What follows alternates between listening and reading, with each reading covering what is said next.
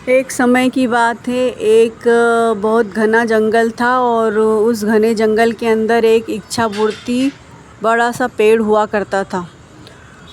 तो एक बार एक राहगीर उस जंगल से गुज़र रहा था, तो वो बहुत थका हुआ था। तो उसने उसी इच्छा पूर्ति पेड़ के नीचे थोड़ा आराम करना चाहा। वो बैठा वहाँ पर और उसने भोजन करके और उसकी थोड़ी नींद लग गई। तो उसकी नींद लगने के बाद जब वो उठा तो अंधेरा हो चुका था और उसने सोचा कि रात यहीं बिताना पड़ेगी, तो वो वहीं रुक गया। फिर कुछ घंटों के बाद उसे फिर से भूख लगने लगी। तो उसने मन में सोचा कि काश यहाँ पे कुछ स्वादिष्ट भोजन मुझे मिल जाता तो मैं उसको भोजन कर लेता।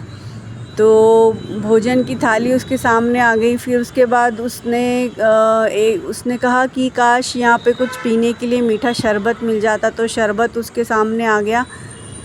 फिर उसने कहा कि काश एक तकिया मिल जाता तो इस पेड़ के नीचे मैं आराम कर लेता। वो जैसे ही उसके सामने तकिया आया तो वो तकिया सिरहाने लगाकर सो गया और फिर लेटे लेटे सोचने लगा कि भोजन की थाली आखिर कहाँ से आई। ऐसा तो नहीं कि यहाँ पर कुछ जादू हो रहा हो। फिर उसने सोचा कि ये शरबत कहाँ से आया। उसने सोचा कि कहीं पर यहाँ पर कोई भूत तो नहीं है। उसने जैसे ही सोचा तो वहाँ पे भूत आ गया। और फिर उसने अगले पल सोचा कि ये भूत कहीं मुझे खा तो नहीं लेगा। तो अगले ही पल उस भूत ने उसे खा लिया।